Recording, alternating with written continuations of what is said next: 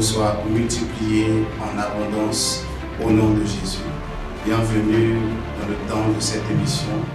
Ma prière, c'est que ce temps de partage puisse affecter positivement vos vies et ajouter de la valeur, et produire de la valeur ajoutée dans votre existence.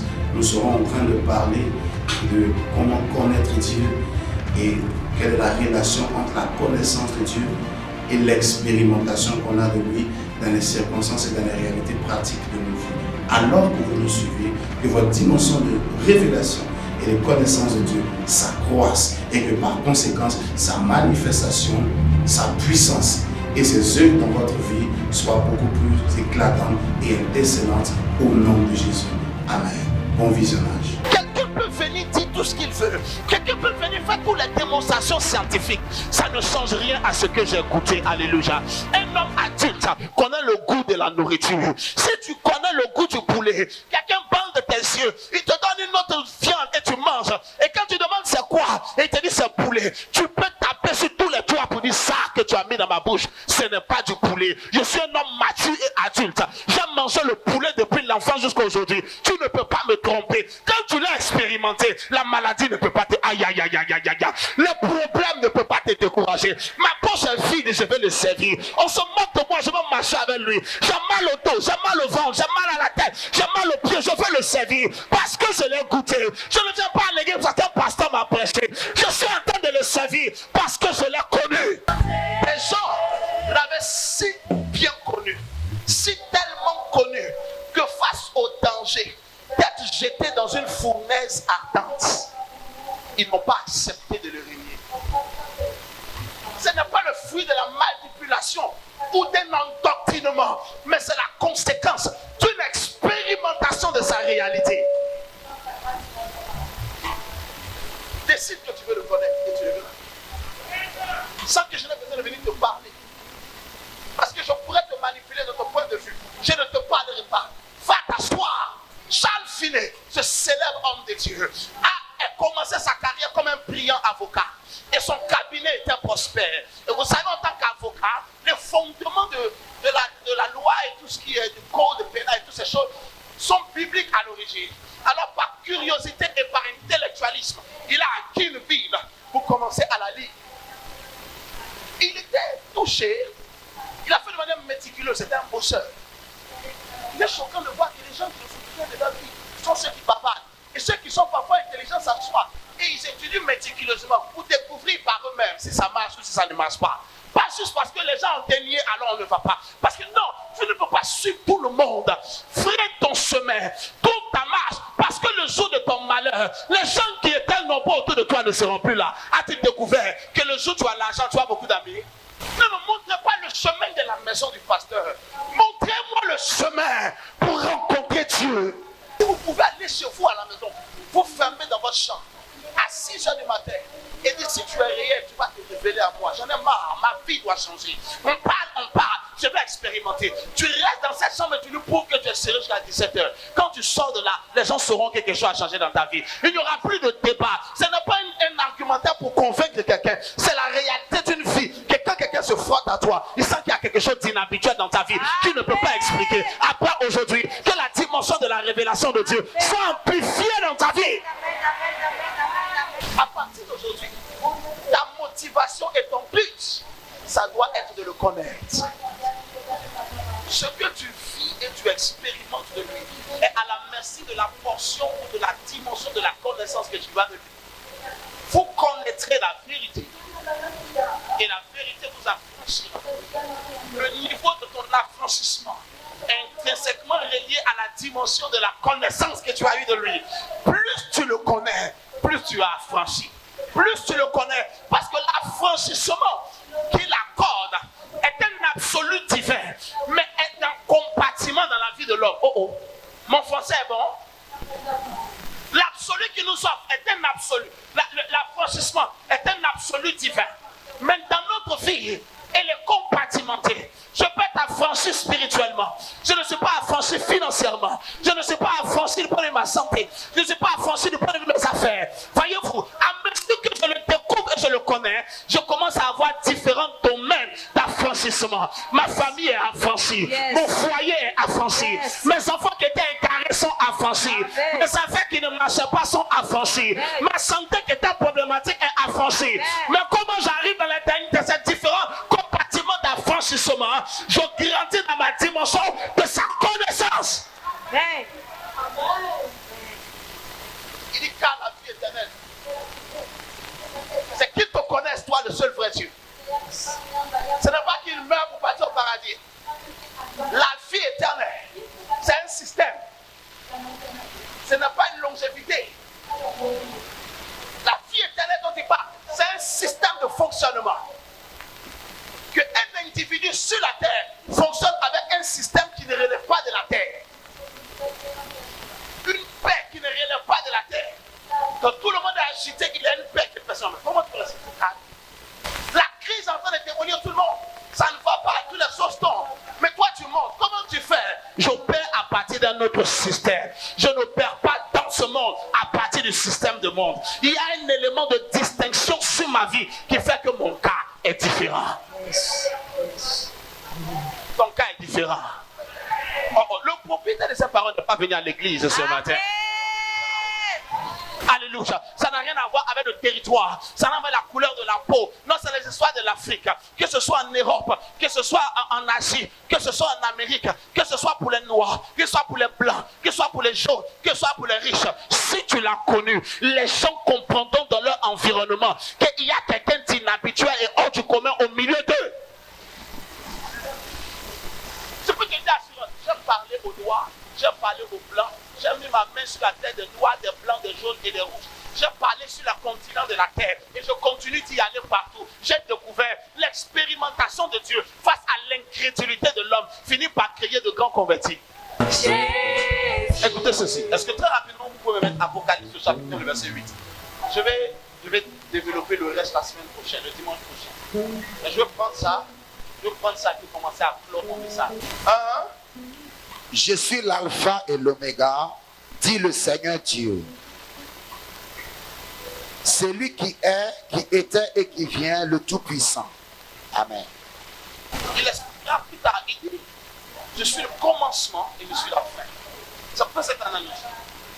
Je suis le commencement et la fin. Il dit encore, je suis le premier et le dernier. Pour l'expérimenter, pour faire l'expérience de ce qu'il est capable de faire, de ce qu'il est capable de produire comme résultat dans la vie d'un homme, il faut le découvrir comme l'oméga. Parce que oméga et alpha, au-delà d'être des lettres d'un alphabet, au-delà d'être des signes du commencement et de la fin, il représente deux systèmes d'opération divins. Le système d'opération de Dieu dans la dimension de l'alpha, le système d'opération de Dieu dans la dimension de l'oméga. La dimension de l'oméga étant la dimension de la fin, et la dimension de l'alpha étant la dimension du début. Et à travers la Bible, Dieu explique comment il opère quand il est l'alpha et comment il opère quand il est l'oméga. Il expliquera que la fin d'une chose, vous pouvez voir ça dans Ecclésiaste au chapitre 8, la fin d'une chose vaut mieux que son début. Donc la dimension de l'alpha, la dimension de la fin, c'est la dimension glorieuse. C'est la dimension de la manifestation de la puissance. C'est la dimension de la visibilité de la quintessence. C'est la dimension éblouissante. C'est la dimension du miraculeux. Tout ça, c'est la dimension de l'oméga. Mais quand on arrive à la dimension de l'alpha, c'est la dimension du commencement. Or, la Bible dit, les commencements sont faibles. À cause de cela, il dira, ne méprise pas les faibles commencements. Dans la dimension de Dieu, où il le paie dans l'alpha, c'est une dimension où on ne voit pas de gloire, où on ne voit pas de puissance, où on ne voit pas d'effets matériels, où on ne voit pas d'effets physiques, d'effets palpables, d'effets financiers. C'est quand tu as ce niveau, quelqu'un peut te dire, tu vas à l'église et puis on voit quoi? Tu vas à l'église, tu as eu quoi? Tu vas à l'église, tu as gagné quoi? Je suis au niveau de l'alpha, attends que j'arrive au niveau de l'oméga. Mais la dimension de l'alpha, tu investis. Il n'y a rien de retour, il n'y a rien de palpable, tu investis. Beaucoup étaient dans la dimension de l'alpha et ils se sont découragés parce qu'ils n'ont pas appris à s'investir davantage à Dieu. Écoute-moi maintenant. Voici l'échelon normal. Tu investis en Dieu ta vie. Tu investis en toi sa vie. C'est bon? C'est bon? Tu investis pour toi en lui. Et il investit pour lui en toi. Il dit à Abraham, prends ton fils, ton unique, celui que tu aimes bien. Va sur la montagne, je t'indiquerai. Quand tu arrives, sacrifie-le. Amen, amen. Abraham a enterré son fils dans son cœur. Il a conçu le meurtre de son fils dans son cœur avant de le prendre pour l'emmener. Si un père envoie son fils au lieu de sa mort, c'est que son cœur a déjà scellé le cas. Donc dans le cœur d'Abraham, Isaac avait déjà été sacrifié. Mais quand il vient pour passer à l'acte, Dieu arrête sa main. Il dit, je sais que tu m'aimes. Parce que dans ton cœur, tu as déjà tué l'enfant. Nul besoin de pouvoir maintenant physiquement lui ôter la vie. Et Dieu lui donne un bélier. Pourquoi? Parce qu'on était dans la saison de l'ombre. Ce que Dieu voulait donner à Abraham et par ricochet à l'humanité et à tous ceux qui marchent dans la foi en Dieu, ce n'était pas un bélier, c'était un fils. Tu m'as donné un fils, tu as sacrifié un fils, je sacrifierai aussi mon fils. Mais comme l'heure n'est pas arrivée, prends d'abord le bélier. Le jour arrive, comme tu es venu sur une montagne avec ton fils, je viendrai sur une montagne à Golgotha avec mon fils. Je viendrai aussi sur une montagne à Golgotha et je te donnerai mon fils. Si tu donnes pour Dieu de ta vie, de ton cœur, il te donnera sa vie. Mais assez s'il vous plaît. Mais beaucoup sont restés frustrés. Pourquoi? Parce qu'au moment où ils étaient en train de donner, ils ont eu des coups. Au moment où ils étaient en train de vivre la dimension de l'alpha, c'est la dimension de la prospection. C'est le niveau où on apprend à le connaître. C'est le niveau où on apprend à l'expérimenter. Il dit, je suis l'alpha. Tu apprends à le connaître pour ce qu'il est et non pour ce qu'il fait. C'est pourquoi tu es découragé? Non, les gens me disent, je pars à l'église tous les jours, mais voilà, je n'ai rien. Je suis découragé. L'homme qui a quelque chose aujourd'hui, hier aussi il n'avait rien. Donc si je n'ai rien aujourd'hui, je vais avoir demain. Laissez-moi aller prier Dieu. Non mais toi qui pries, maintenant je suis dépendant. Tout le monde a dépendu de quelqu'un. Le temps est arrivé où tu vas arrêter d'être dépendant. Alors si je suis dépendant, le moment arrive où je ne serai plus dépendant. Si tu regardes mon présent pour minimiser mon futur, tu te mordras les doigts. Pas dire ça à n'importe qui ne croit pas encore aujourd'hui. Il dit, c'est ce que je suis aujourd'hui. T'emmènes à me mépriser. Tu seras choqué bientôt. Pourquoi la dimension de l'alpha? La dimension de l'apprentissage. La dimension du stage spirituel où tu travailles pour acquérir la maîtrise. Tu travailles pour apprendre à connaître ta Bible. Tu travailles pour apprendre à connaître les références, les basiques. Tu travailles à apprendre à cultiver une relation avec lui. Papa, moi j'ai faim, tu ne veux pas de relation. Je peux comprendre que tu as faim. Tu vas manger et tu auras encore faim demain. Si la période de ta faim peut créer un engouement dans ton cœur pour le chercher, parce que tu as faim de chercher, c'est la période de l'alpha. Beaucoup qui ont abandonné ont juste coupé à l'alpha et étaient déçus parce que dans cette période, certaines frustrations seront opposées. Certaines douleurs seront opposées. Oh, mais je donne ma dîme et je ne vois pas. Tu es dans la dimension de l'alpha. Tu seras éprouvé, tu seras testé. Dieu envoie Moïse, va libérer mon peuple. Il est choqué d'arriver que Dieu m'a envoyé pour libérer le peuple, mais le pharaon dit, papa. Mais je croyais que c'est Dieu qui a pris les dispositions avant de m'envoyer. J'ai pris les dispositions, mais tu vas passer par le parcours de l'alpha avant de connaître la dimension de l'oméga. Va chaque jour parler, sois persistant. Il y aura quelques éléments de réconfort, quelques miracles de réconfort. Il y a une saison de ta vie. Les miracles, c'est juste des miracles de réconfort. Les ressources qu'elle te donne, c'est des ressources de réconfort. Il y a une saison où la Bible dit que Dieu donne la semence au semeur et il donne le pain pour sa nourriture. 2 Corinthiens 9. Il donne la semence au semeur et il donne le pain pour sa nourriture. Donc dans une première dimension, Dieu te donne 2 choses. La chose la plus importante qui met dans ta main, c'est une semence et il te donne juste le pain pour que tu manges aujourd'hui. C'est la dimension de donne-nous aujourd'hui. Chaque jour, notre pain quotidien. Il ne te donne pas le pain que tu peux avoir de la réserve. Il ne te donne pas le pain que tu peux en faire une propriété. Il te donne un pain quotidien, juste pour manger aujourd'hui. Et tu dis, c'est encore fini. Il vient demain, il te donne, et puis il dit, j'en ai marre. C'est quelle vie je vis au jour le jour? Reste tranquille. Continue de semer en mangeant le pain quotidien. Le moment arrive où la boulangerie sera dans ta maison.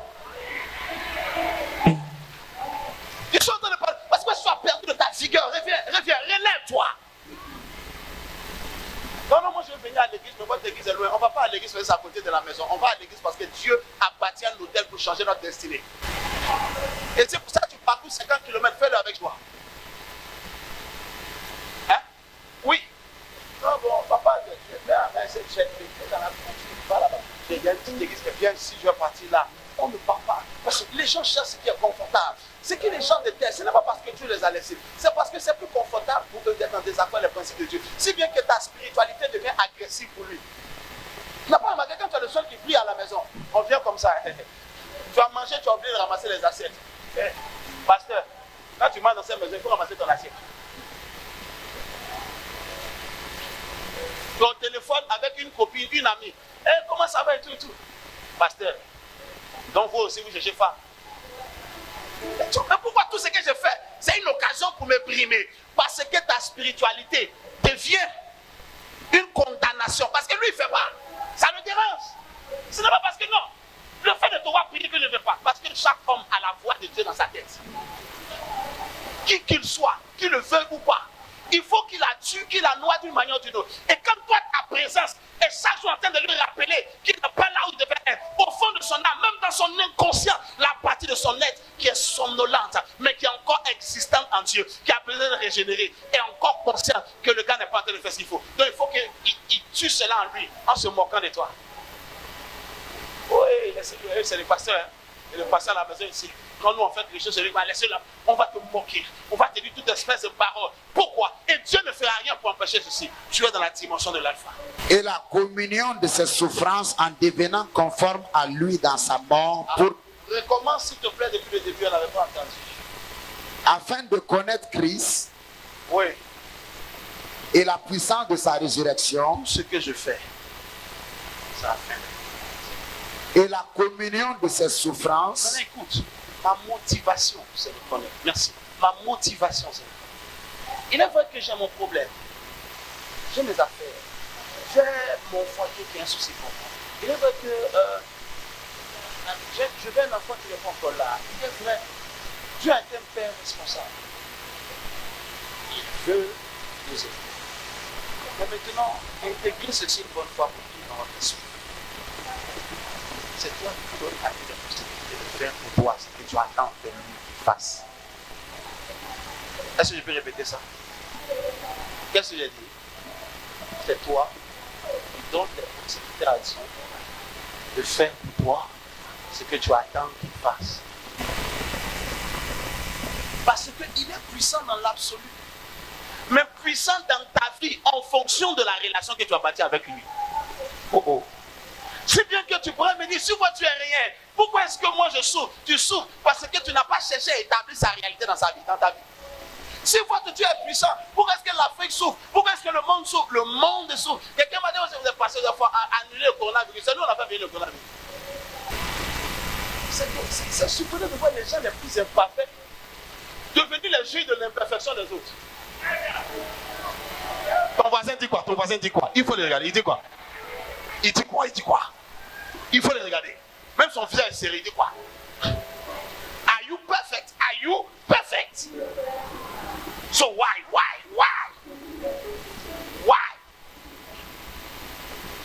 Hein? Le jour où on a attrapé un homme, parce que il a trompé sa femme. C'est le plus grand chercheur de femmes qui sortent. On dit, ben voilà, c'est un irresponsable. Voilà, c'est un pécheur. Ah! Parce que toi, on t'a pas encore attrapé. Si tu ne peux pas l'aider, il faut fermer ta bouche. Les gens qui condamnent un péché tous les jours, c'est le péché de sa vie là. Pour se faire bonne conscience, il pilonne ça chez les autres. C'est son péché là qu'il est en train de vous prêcher. Et il a l'impression que ça le purifie de condamner ça chez les autres. Votre pasteur là, c'est un fou. Votre pasteur là, non, nous on a un pays, c'est un fou. Oh, tu es vrai. Comme Dieu n'a pas de vrai sur la terre pour le servir, les vases cassés, les vases pourris, les vases bizarres, il prend ça, il se débrouille avec, il colmate, il arrange. Parce qu'il n'y a que ces gens d'hommes que Dieu a sur la terre qui peut prendre pour utiliser. Si tu es parfait, viens que je te cède ma place. Parce que tu aurais préféré quelqu'un de plus parfait que moi pour le servir. Comme il n'a pas trouvé, il a pris quelqu'un de disponible. Même s'il n'est pas parfait, je suis au moins disponible. Père, tu me connais à toutes mes limites. Mais je veux faire ton œuvre. Utilise-moi. Dieu dit, viens ici. Celui qui est parfait là, il ne veut pas de moi. C'est bon? Connais-le pour toi. Je n'ai pas commencé à parler de l'opération en Oméga. Connais-le pour toi. Comme tu le connais, ainsi tu l'expérimentes. Le jour qu'Abraham a connu Yahvé Jireh, celui qui guérit et qui pourvoit, sa providence et son approvisionnement étaient miraculeux. Quand il a connu comme Rapha, le Dieu qui guérit, alors la santé pour lui était un avantage. Chaque portion de Dieu qu'il connaissait devenait une expérience pratique. On ne connaît pas Dieu de l'extérieur vers l'intérieur. On connaît Dieu de l'intérieur vers l'extérieur. On le découvre spirituellement dans notre âme et dans notre cœur, profondément affecté par la lumière de Dieu qui éclaire les ténèbres de notre cœur. Et ensuite, ceci étant clairement établi en nous, ça commence à se refléter à l'extérieur de nous, dans les réalités de notre vie au quotidien. Alléluia. Aujourd'hui, le cri de mon âme, c'est de le connaître. Aujourd'hui, l'aspiration de mon cœur, c'est de le connaître. Plus je l'ai connu, plus ma vie a avancé. Plus je l'ai connu, plus les choses se sont améliorées pour moi. Plus les hommes ont grandi dans la science, plus le quotidien dans la vie de l'homme sur la terre s'est amélioré. Plus tu grandis en connaissance, plus tu grandis en épanouissement.